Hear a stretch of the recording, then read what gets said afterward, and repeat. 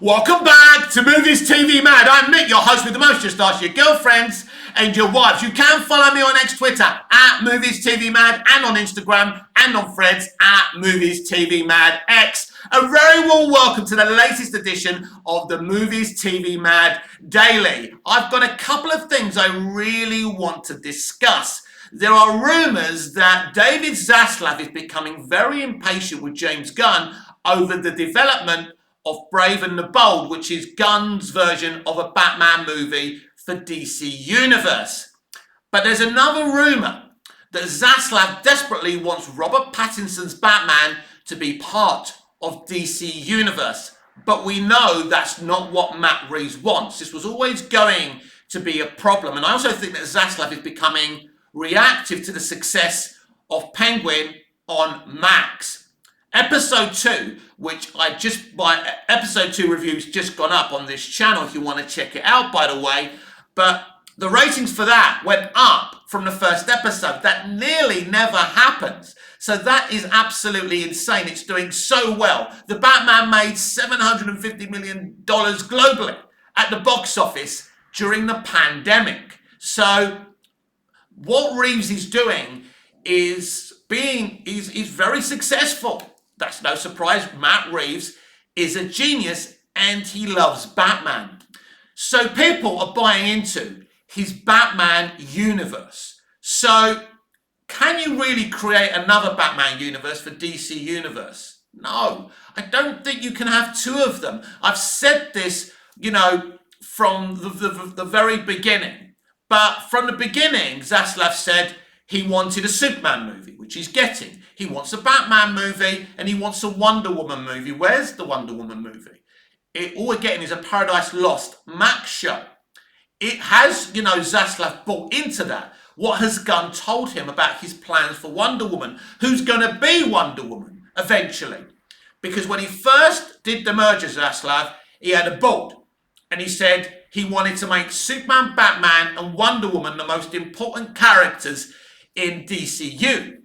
But we all know James Gunn by now. He's not the biggest fans of the A-grade characters. I've mentioned this before. He likes smaller characters and he likes to make them more popular and more successful. He's already said he's going to use the bigger characters to try and make the smaller characters, as popular as them. Now here's the thing. I think we've all complained as DC fans that we don't get enough of the smaller graded characters in movies, right? And it's always Superman and Batman and recently Wonder Woman as well. Now, Superman is my character, but I get that point. But I think you can marry them both together, which I think Gunn is attempting to do here, which is a really good idea. But you've got a problem with the Batman situation because what Penguin has done is cemented the fact that people want to see more of Pattinson's Batman universe as we're doing in the Penguin. And the Penguin is continuing in that mold of the Batman. It's very good. It's very good. It's outstanding.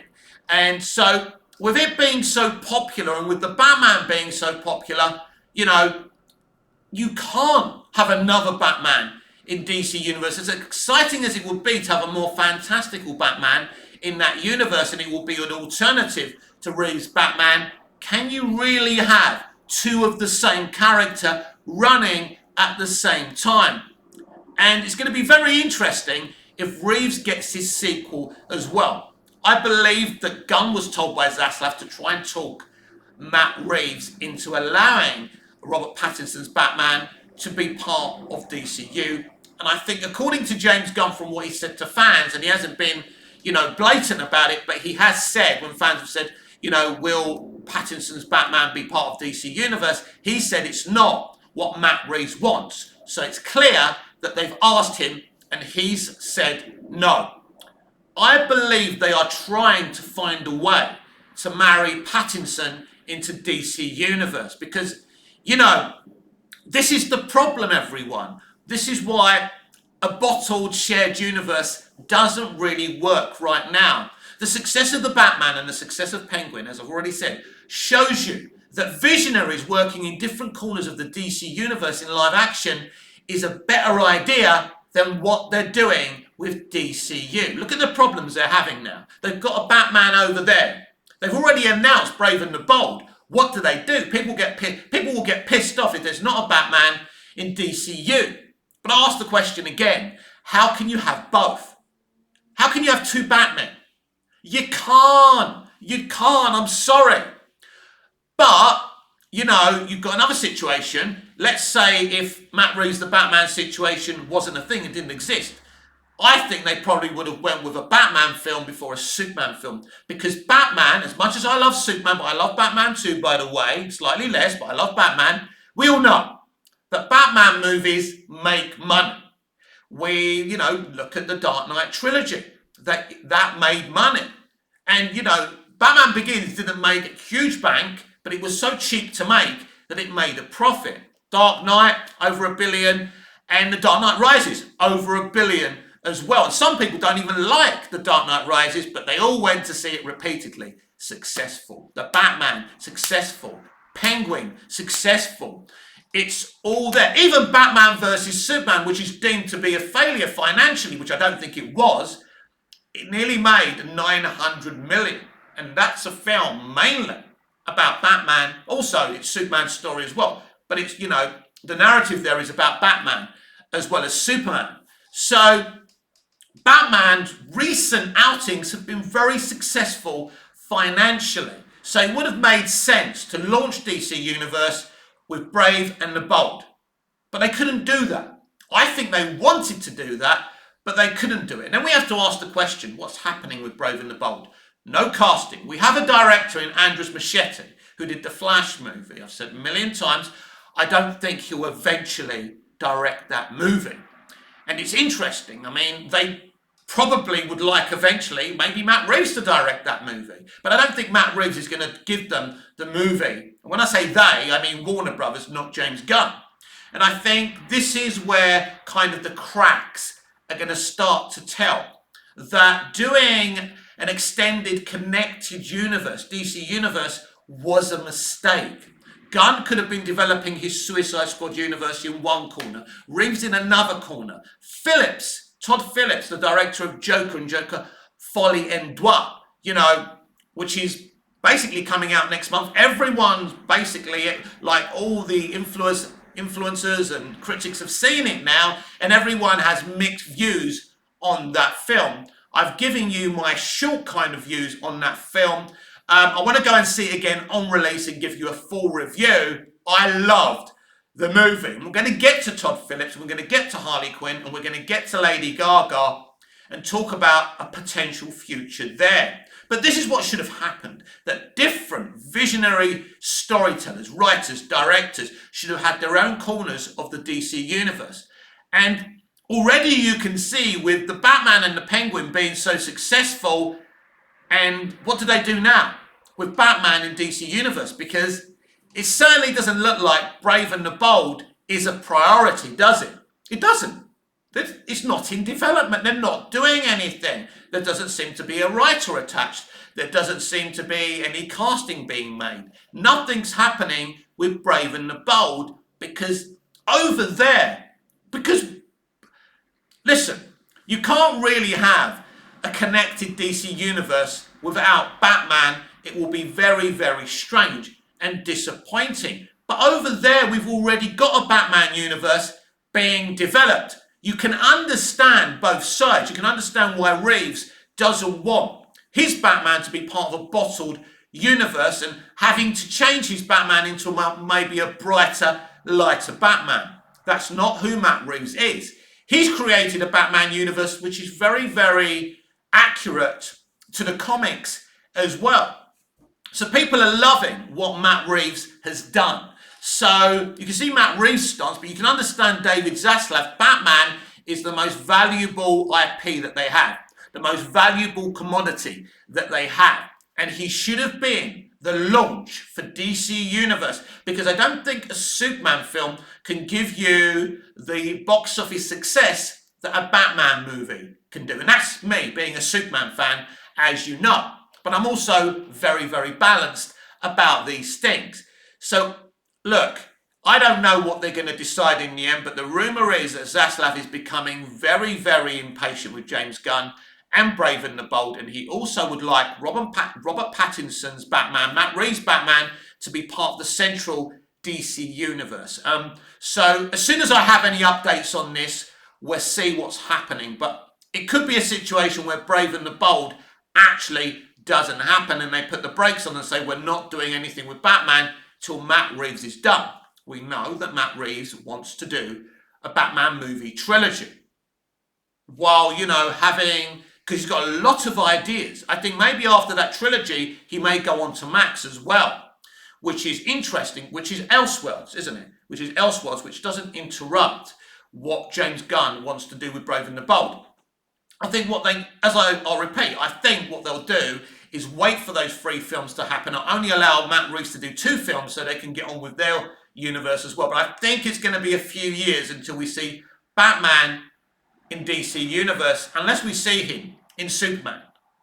That would kind of counter all the rumours, because nobody really knows who he wants to play Batman. And as I say, it could be a big surprise that he turns up in Superman. Then you have got 2 Batmen, 2 live-action Batmen. Can it work? Maybe it can. Maybe I'm wrong. But for me, it's a bit silly to have 2 versions of the same character. But James Gunn came in, found this already here. And the Batman universe that Matt Reeves is developing is very popular. And I expect the Batman 2 to even clear $1 billion. So it's not going anywhere, and I don't want it to go anywhere, because what Matt Reeves is doing is creating an extended Batman universe that's very bold, very interesting, and I want to see more of it. Now, let's go on to Lady Gaga. Let's go on to Joker Folie en Deux, because there's been premieres all over the world, one in London, and I think last night or the night before they had one in the US, New York, LA, wherever it was, right? And Todd Phillips was asked about the potential of a Lady Gaga Harley Quinn standalone movie. Now, some of you would have already heard some rumours about the ending. I don't want to get into the ending, but basically, if there's talk about a Lady Gaga kind of Harley Quinn movie, you pretty much know that she's safe, right? But yeah, they asked Todd Phillips, and at first he goes, no, and then he stopped himself, because he was going to say it's not going to happen. He goes, well, it might, and then he stopped himself. So it's clear he didn't want to lie, that there's no chance of a Lady Gaga Harley Quinn standalone movie. So what do I think?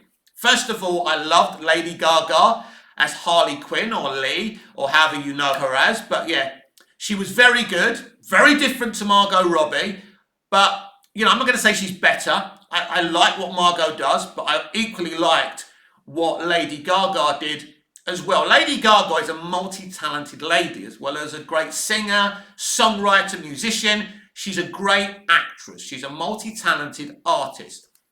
I think there is some tentative plans for Todd Phillips and is it Scott Silver to write and with Todd to direct a Lady Gaga Harley Quinn standalone movie.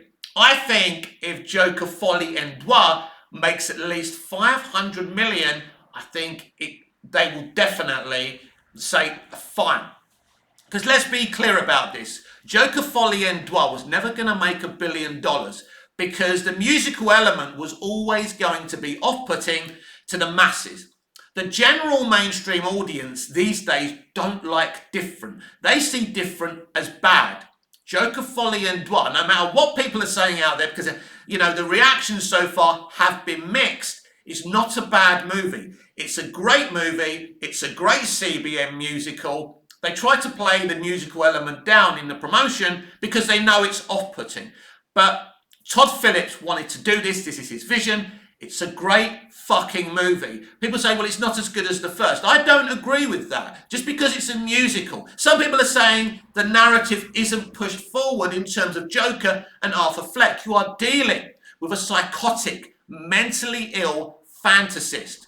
Where did you want this to evolve to? He can't change. He can't get fucking better. This is who he fucking is. This is the truth of mental illness. And Joker Folie en Deux really deals with commentary about mental illness as the first film does. And I think it's a very interesting take. This was never going to be about Batman versus Joker or Harley and Joker going into Gotham and, you know, fucking up everything. You know, this is a musical high court, you know, this is a musical court drama, basically, done in a very, I can give you that spoiler. It's a musical court drama, and it's done so well. If you like art, if you like talent, if you want to see something different, you know, because isn't this what we've been demanding? Different takes on comic book movies, and this is what Todd Phillips has done with both of his movies. So for me personally, I'd be desperate to see Lady Gaga in a Harley Quinn standalone movie. But this film has to at least get to 500 million. It was never going to make $1 billion. Never. They're going to start calling it a flop because it's going to get nowhere near to the box office of the first movie.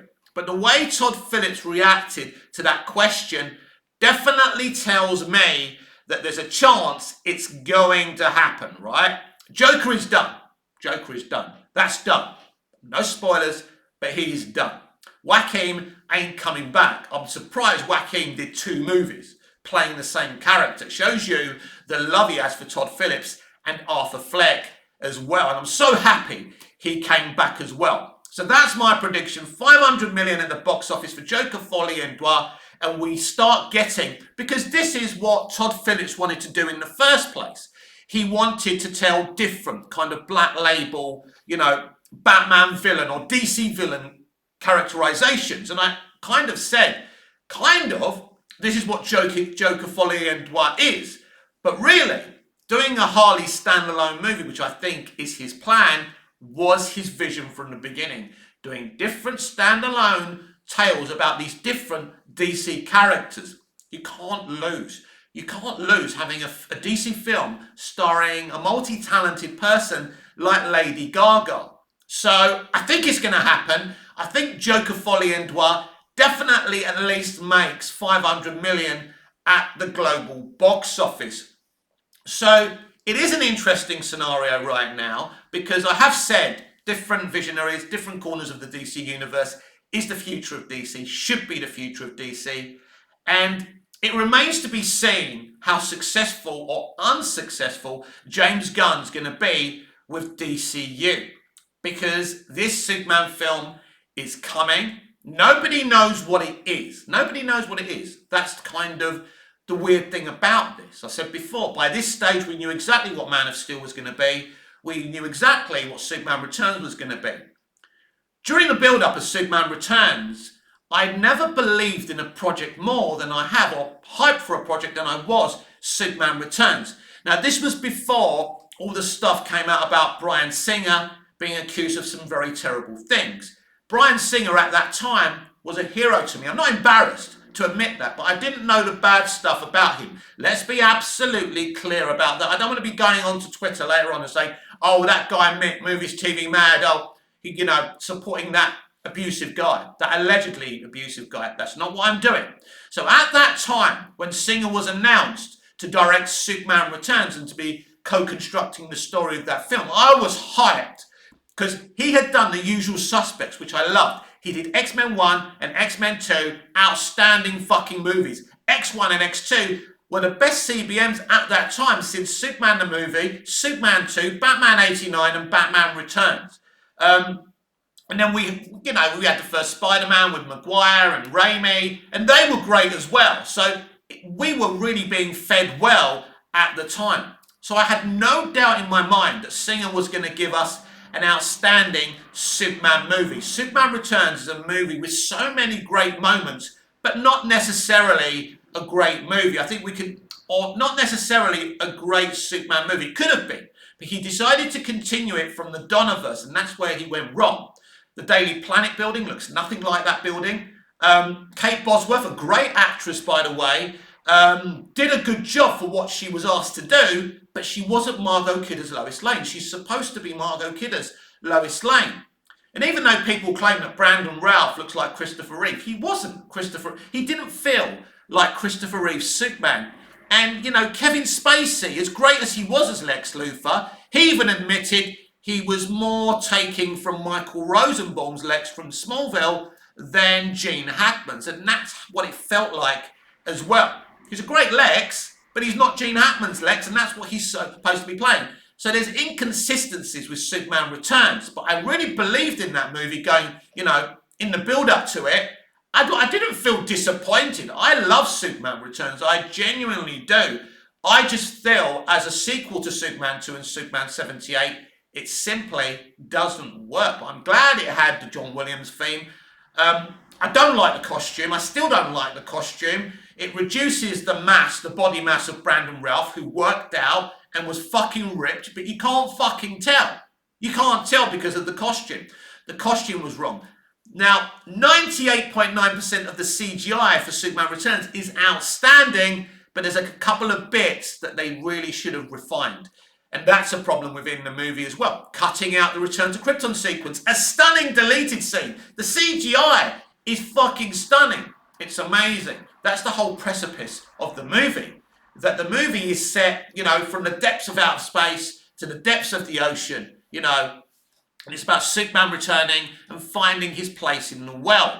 So I was so excited for that film. And I really believed in Bryan Singer. And the reason I'm talking about this is because the belief I had in Singer building up to Superman Returns, and of course Smallville was on the air, so my Superman fandom was at its peak.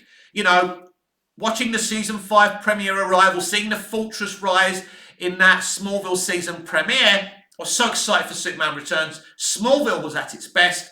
You know, it was a very exciting time for all Superman fans. I don't think at the moment my hype levels are as huge for Gunn's Superman movie as they were for Singer's Superman movie. Although I'm intrigued, that Superman's my favourite character and all of that, there's just something holding me back. I'm excited, but not as much as I was back then, which is very interesting. The cancellation of Superman and Lois has left a bad taste in my mouth as well. And going back to Henry Cavill, that's left an even bigger bad taste in my mouth. So we'll see what Gunn gives us. But I think for Gunn fans, their excitement, their shilling is the way I was for Bryan Singer's Superman Returns before I saw it. I couldn't hear anyone critique that Superman before it happened or say, oh, they're doing this wrong or that wrong. I was so excited, and I was a shill for Bryan Singer's Superman Returns in the build-up. I was so hyped. I had built the film up in my head so much. And once you build a film up in your head so much, it's never going to be that film. And I believe many, many people are building James Gunn's Superman up in their heads as well. And when you do that, I mean, I did it with Zack Snyder's Justice League Snyder Cut. And for the first time, actually, a film went beyond what I built it up in my head. It was way beyond a better movie than I ever thought it was going to be. But that's really one of the rare times when I've been hyped about a movie and got more than I ever thought I was going to get.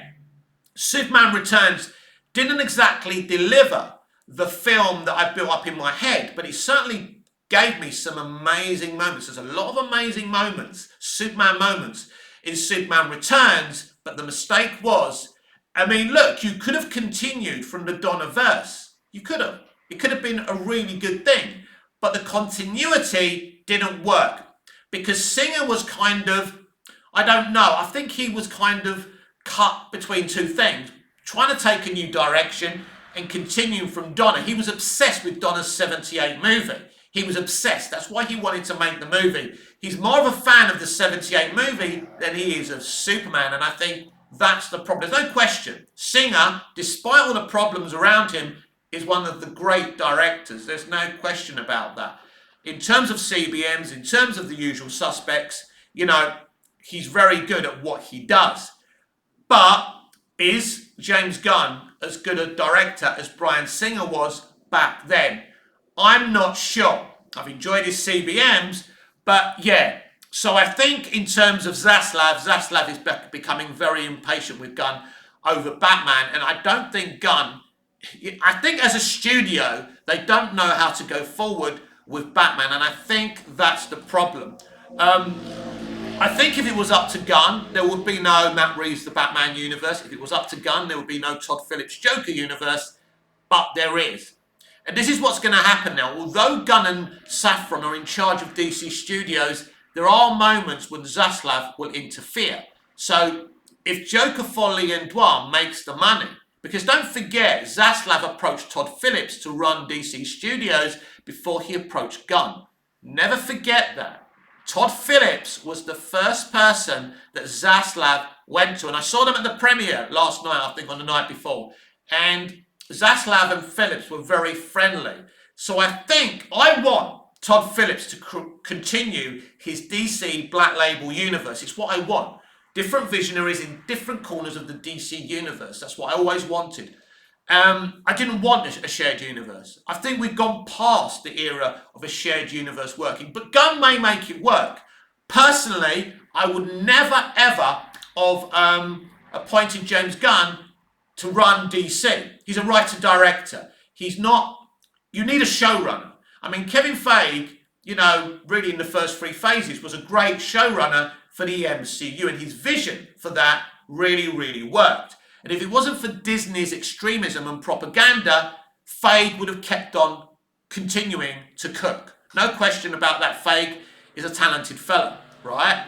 I don't blame him for phases 4 and 5, right? I don't. It's Disney's fault. Because look, it's the same with Disney Star Wars. They're going down the same extremist route. It's Disney. That's the problem. So, and I don't like Disney anymore. Growing up, I loved fucking Disney. Disney were amazing. You know, they programmed for kids. They made movies for kids. But the mentality has changed now. So, I don't think that a DC shared universe is really the way to go. But if Gunn makes it successful, we can all enjoy it. Because it is exciting to be a DC fan right now. It's exciting to see what Matt Reeves is doing. It is exciting to see Joker Folie and Dwan. It is exciting to see what James Gunn's going to do in all these rumoured projects and all of that. It's exciting, but no one can say we know that Gunn's going to be successful. Doing a shared universe is very, very difficult. But saying that, as well as being excited about Superman, I'm very excited about Supergirl Woman of Tomorrow. The Authority could be interesting. But here's another problem. With Gunn wanting to, you know, celebrate more smaller time DC characters, and Zaslav wanting Wonder Woman, you know, and Batman on movie screens, I think this is where the divide's going to be. This is where they're going to, this is where they're going to disagree. Now, if Superman fails, this will kind of win Gunn's argument that maybe smaller characters are the way to go. If Superman succeeds, then Zaslav's going to want more Superman. No question. They're reactive. The more successful something is, the more they want of it. If something isn't successful, Superman will disappear very quickly or just appear in other people's movies. But then you've got Supergirl Woman of Tomorrow. You know, are the masses going to go and watch that? Well, it's certainly a very interesting project that's got my imagination running wild. I think that could be a great movie. Maybe that could be a better movie than Superman. Who knows? Interesting. Now, this is interesting as well. Say if Superman isn't as successful as Supergirl. Gunn wrote and directed Superman, but is it David Gillespie or whoever it is, and the female he's got writing Supergirl Woman of Tomorrow or adapting Tom King's graphic novel, you know, if they're more successful than the one Gunn wrote and directed, what does that say? That isn't going to put James Gunn in a good place. I mean, he's made the decisions to bring those people in to make Supergirl Woman of Tomorrow, so he will get credit as a leader, but certainly as a writer-director, it could damage his credibility. What I want as a DC fan, despite me thinking this shared universe thing isn't going to work, right, or I don't think it's the time for it right now, and I'd like these visionaries to have different corners of the DC universe, obviously the ideal scenario for me is for what Gunn's doing to work and what Matt Reeves is doing, which is already working, and for Todd Phillips to keep on, you know, cooking and bringing in other visionary directors for DC Elseworlds. That's what I'd like to see. But there's too many unanswered questions with DCU right now, and we just don't know. But we do know what Matt Reeves is doing is successful.